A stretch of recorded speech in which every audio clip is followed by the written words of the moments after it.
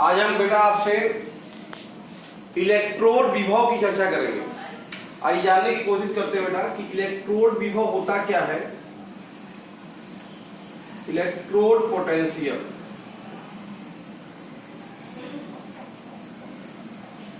Electrode विभव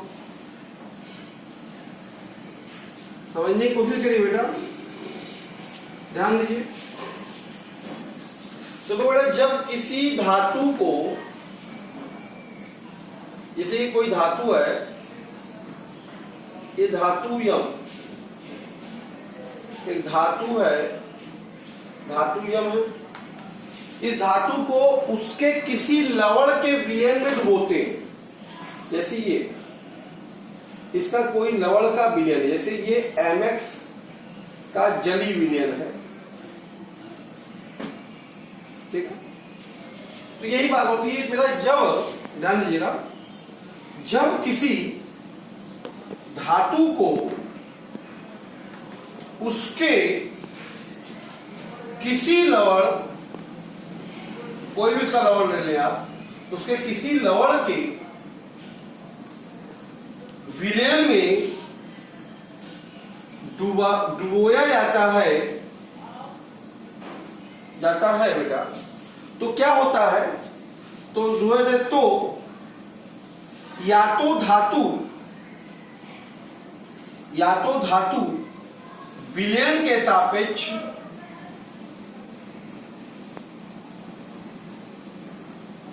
धनावेशित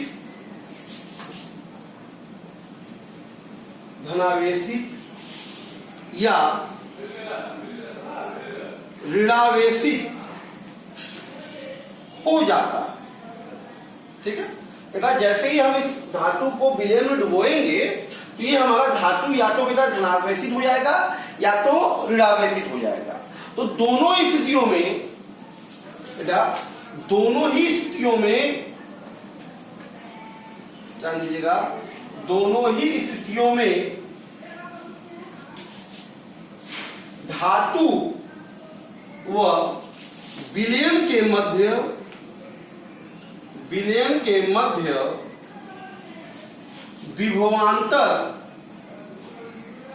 विभवांतर उत्पन्न हो जाता है, ठीक है बेटा, क्लियर है। तो ये विभवांतर जो है, किसी विभवांतर को, इसी विभवांतर को इलेक्ट्रोड विभव कहते हैं।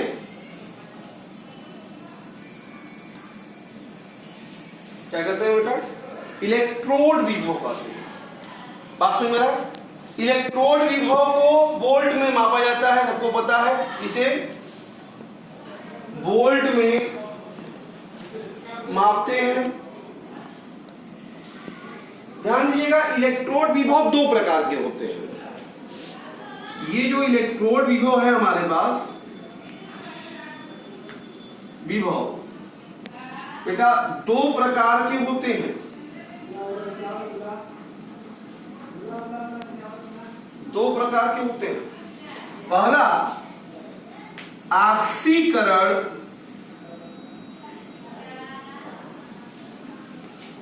विभव, ऑक्सीडेशन पोटेंशियल।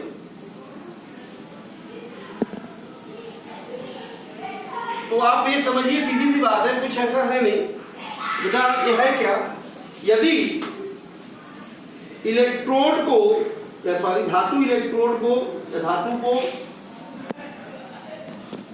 उसके लवण के विलयन में डुबोने पर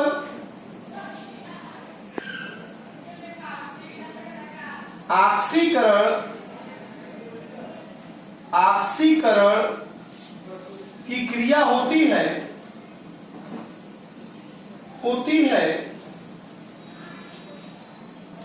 ध्यान दीजिएगा। तो उत्पन्न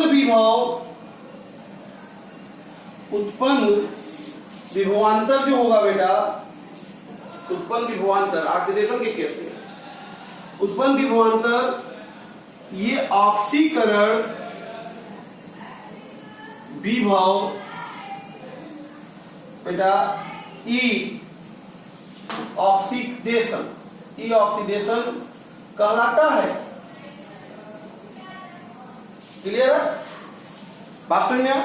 ऑक्सीकरण हमको पता है ना एनोड पर होता है, क्योंकि आपको पता है, ध्यान दीजिएगा, ऊपर लिख लेते हैं।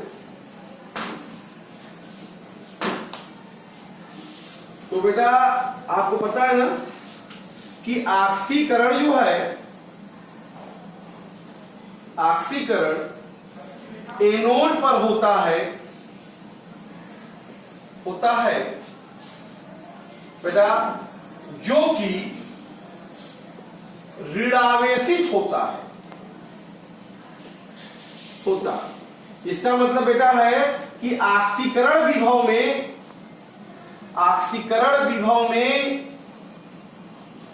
धातु ऋणावेशित हो जाता है। धातु क्या होता है? ऋणावेशित होता है। ठीक है?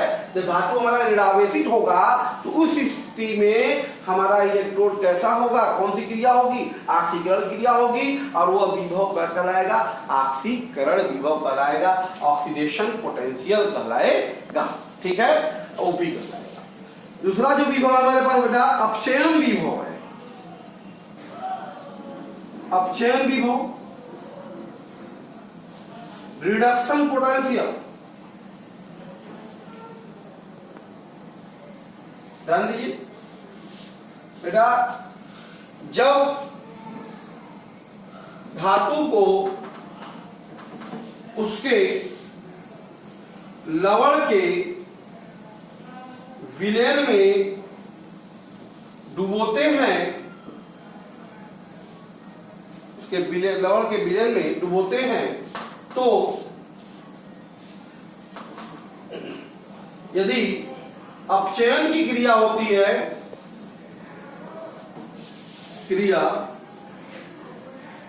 है, तो उत्पन्न विभवांतर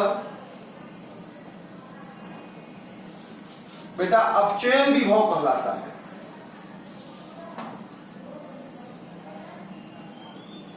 क्या कहलाता है? अपचयन विभव कहलाता है। ध्यान दीजिए, इस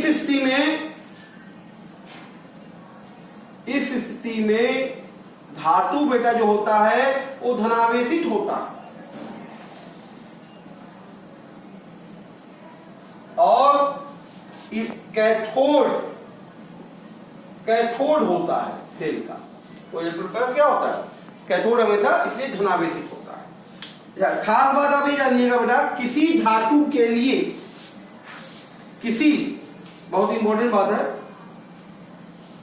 किसी धातु इलेक्ट्रोड के लिए उसके ऑक्सीकरण विभव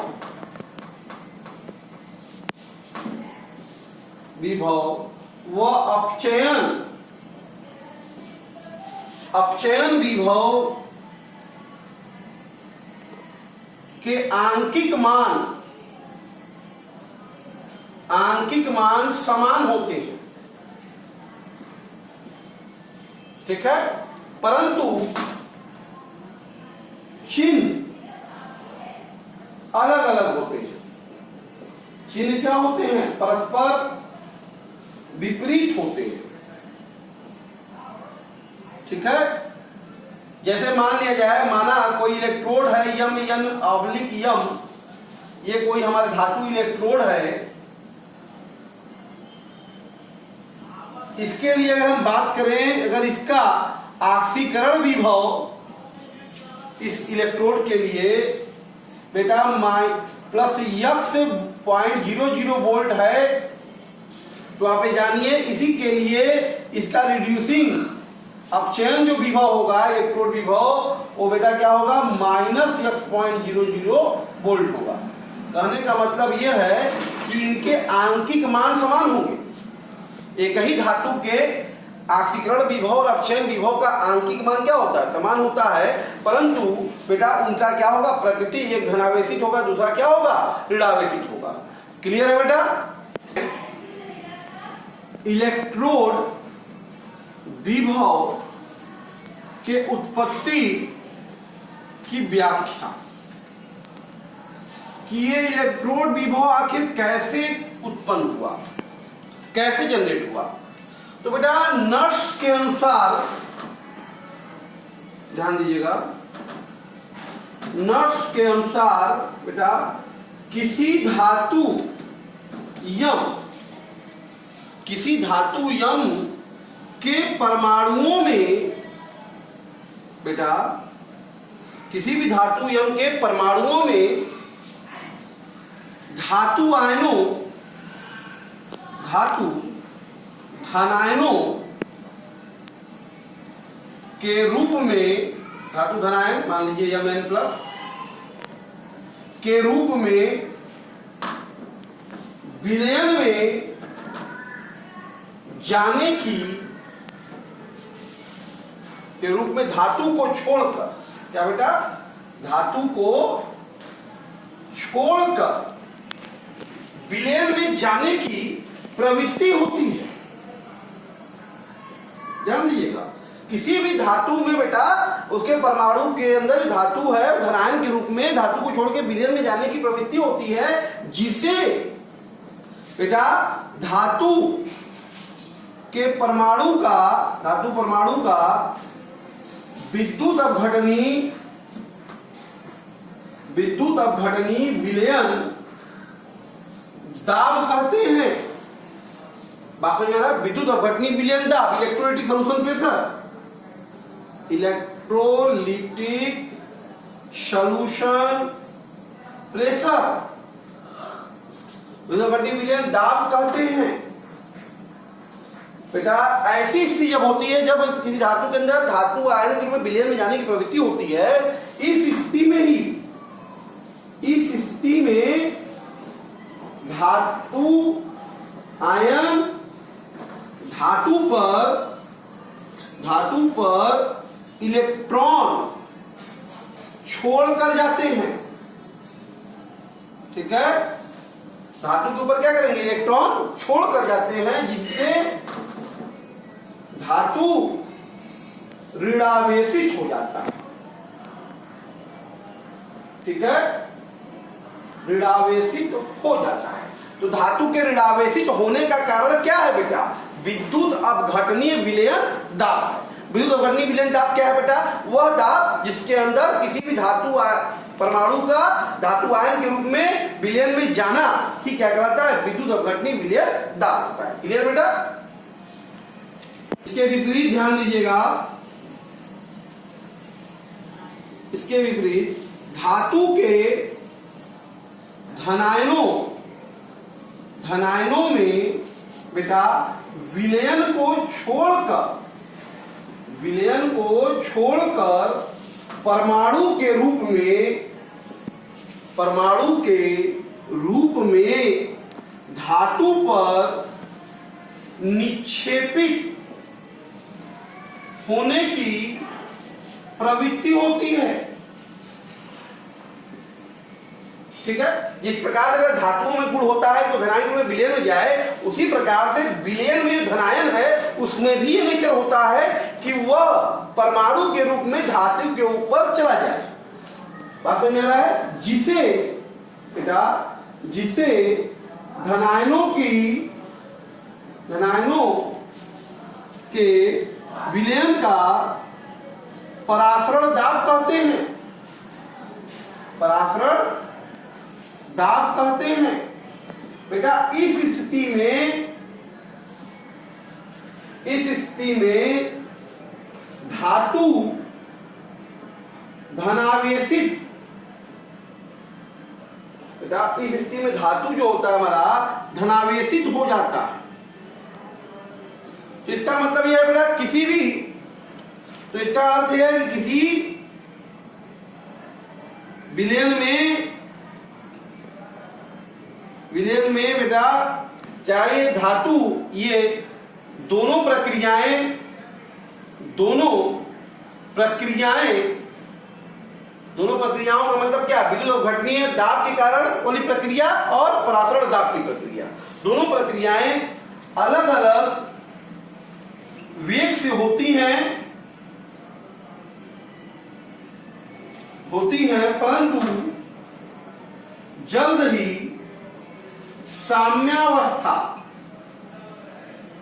साम्यावस्था को प्राप्त कर लेती है। ठीक है, प्राप्त कर लेती हैं बेटा, जिससे बेटा धातु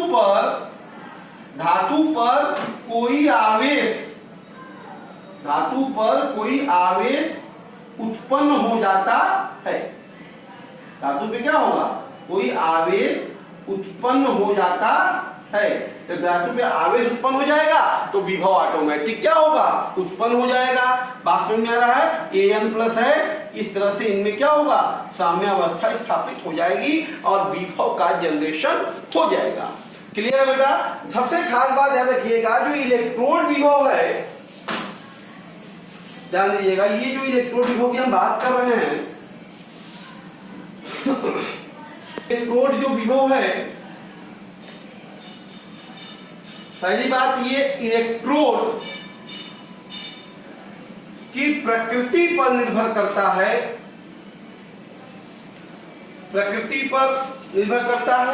बेटा इलेक्ट्रोडों की प्रकृति पर, विलयन के ताप पर, जो विलयन है इनका, इनके ताप पर, और तीसरा कारक बेटा विलयन में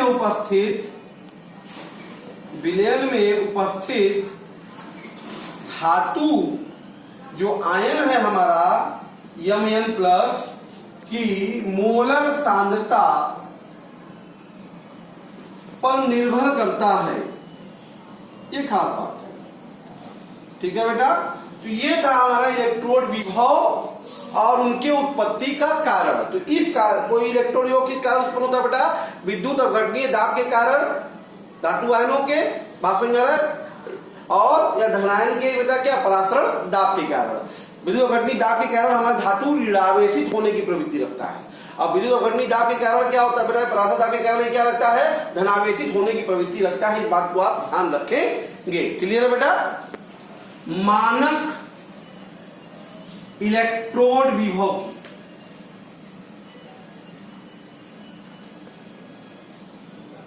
की, स्टैंडर्ड इलेक्ट्रोड पोटेंशियल, मानक इलेक्ट्रोड विभव की बात कर रहे हैं बेटा। देखो बेटा, जब किसी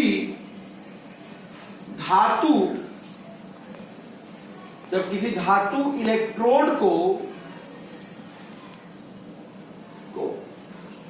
क्या लीजिएगा, धातु इलेक्ट्रोड को वो एक मोलर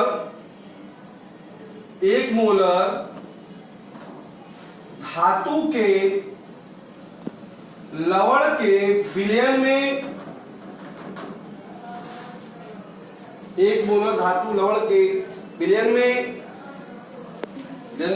तथा साधारण कमरे के ताप लगभग 25 डिग्री सेल्सियस पर डुबोया जाता है तो धातु व विलयन के मध्य उत्पन्न विभवांतर को मानक इलेक्ट्रोड विभव बेटा E0 कहते हैं। क्लियर। और अगर बेटा यही कंडीशन, यदि इलेक्ट्रोड विभव बेटा ऑक्सीकरण विभव है तो 25 डिग्री सेल्सियस व 1 एम सांद्रता के विलयन में क्या कहलाएगा? मानक ऑक्सीकरण विभव। क्या कहलाएगा बेटा? मानक ऑक्सीकरण विभव, एसओपी, स्टैंडर्ड ऑक्सीडेशन पोटेंशियल कहलाता है। तथा यदि इलेक्ट्रोड विभव अपचयन विभव हो तो 25 डिग्री सेल्सियस व 1 एम सांद्रता के विलयन है बेटा में क्या कहलाएगा? मानक अपचयन विभव एसआरपी, मानक रिडक्शन पोटेंशियल कहलाता है। वही बात आ गई बेटा किसी धातु के लिए, किसी भी धातु के लिए जो एसआरपी का मान होगा वो एसओपी के आंकिक मान के बराबर होगा, बस चिन्ह क्या होगा? विपरीत होगा। चिन्ह क्या होगा? विपरीत होगा। जैसे अगर बात करें, अगर हमारे पास कोई धातु इलेक्ट्रोड है Mn/m, तो अगर इसका E0OP बेटा प्लस x.00 वोल्ट हो, मानक ऑक्सीकरण विभव प्लस x.00 वोल्ट है, तो निश्चित जानिए कि उसका मानक रिडक्शन पोटेंशियल E0RP तो क्या होगा? माइनस x.00 वोल्ट होगा। ये है हमारा मानक इलेक्ट्रोड विभव जो 25 डिग्री सेल्सियस या एक सांद्रता के विलयन पे निर्धारित किया जाता है। क्लियर है बेटा? इलेक्ट्रोड विभव व मानक इलेक्ट्रोड विभव में संबंध, ठीक है? इलेक्ट्रोड विभव और मानक इलेक्ट्रोड विभव में संबंध क्या है? अगर मान लिया जाए बेटा, माना कोई इलेक्ट्रोड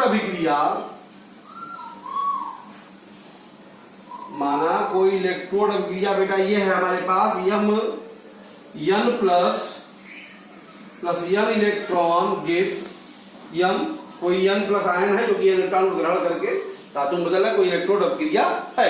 ध्यान दीजिए, तो ध्यान दीजिए, भौतिक वैज्ञानिक नर्स्ट ने बेटा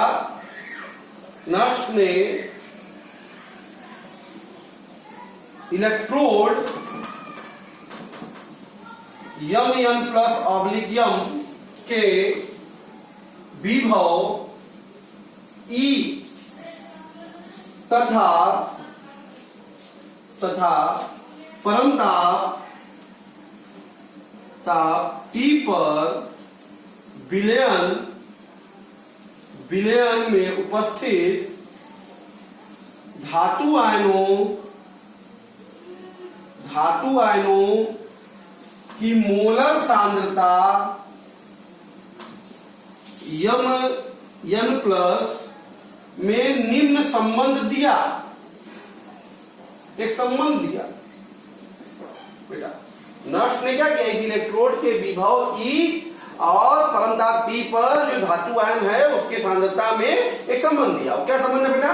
उन्होंने कहा कि E बराबर E0 minus 2.303 RT upon NF log of 1 upon concentration of Mn plus ion. ये हो गया समीकरण नंबर 1 बेटा। जहां E0 क्या है? मानक इलेक्ट्रोड विभव है, उसका क्या है? ये मानक इलेक्ट्रोड विभव। R बेटा गैस स्थिरांक है। क्या है?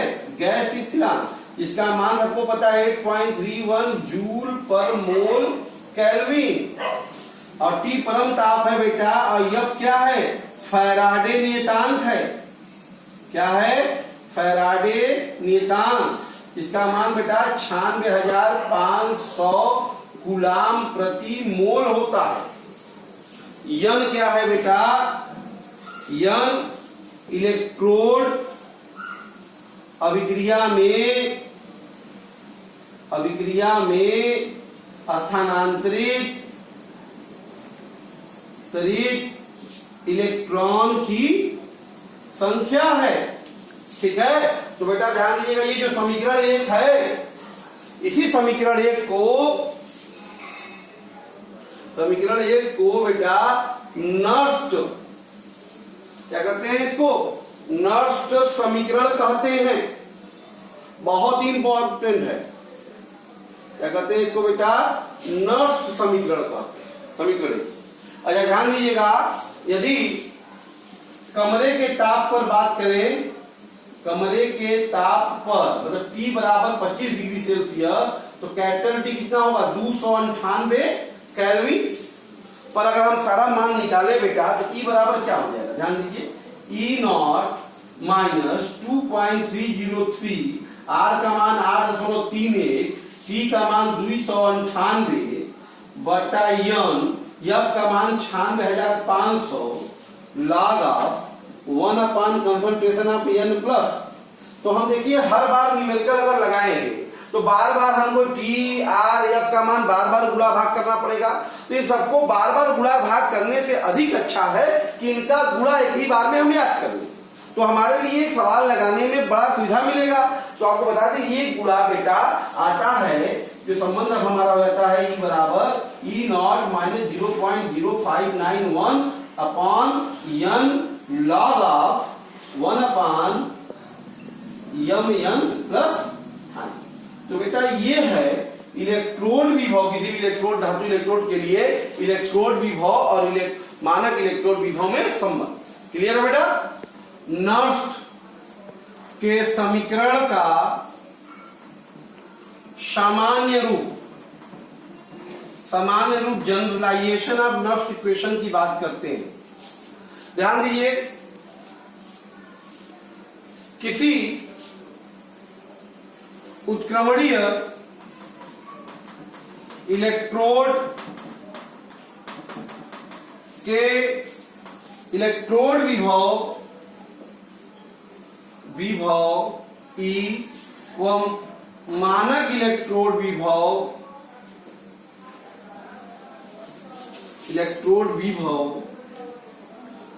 में निम्न संबंध होता है।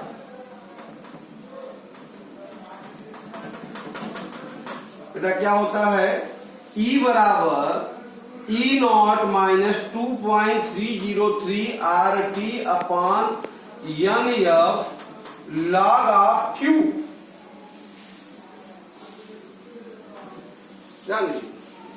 जहां बेटा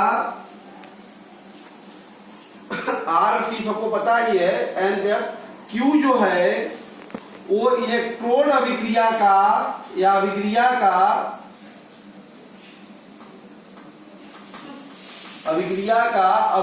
भागफल है, भागफल है। ठीक है, और समीकरण 1 को ही बेटा, समीकरण 1 को नष्ट समीकरण का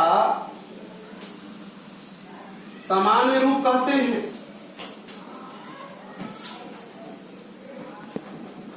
अगर मान लीजिए बेटा, माना कोई अभिक्रिया अगर हमारे पास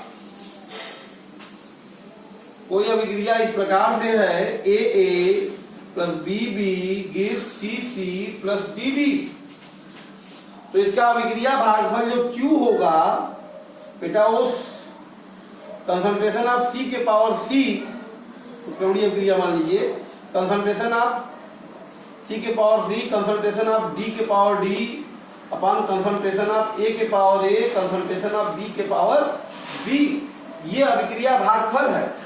इसी को वैल्यू को रखकर हम उसका क्या कर सकते हैं, उस इलेक्ट्रोड का या सेल का इलेक्ट्रोड विभव की गणना कर सकते हैं। क्लियर है बेटा। हमारा ये नष्ट का इक्वेशन आज हमने आपसे चर्चा किया बेटा, क्या है इलेक्ट्रोड विभव और उसकी उत्पत्ति का कारण, और अर्नस्ट के समीकरण के आधार पे इलेक्ट्रोड विभव और मानक इलेक्ट्रोड विभव में संबंध की चर्चा किया बेटा। इसके आगे हमारे पास इलेक्ट्रोडों के प्रकार और उनका मापन है, इलेक्ट्रोड विभव का हम मापन कैसे कर सकते हैं किसी भी, उसकी चर्चा हम बेटा नेक्स्ट वीडियो में आपसे करेंगे। इतनी बातें रिवाइज कीजिए बेटा। Okay, thank you.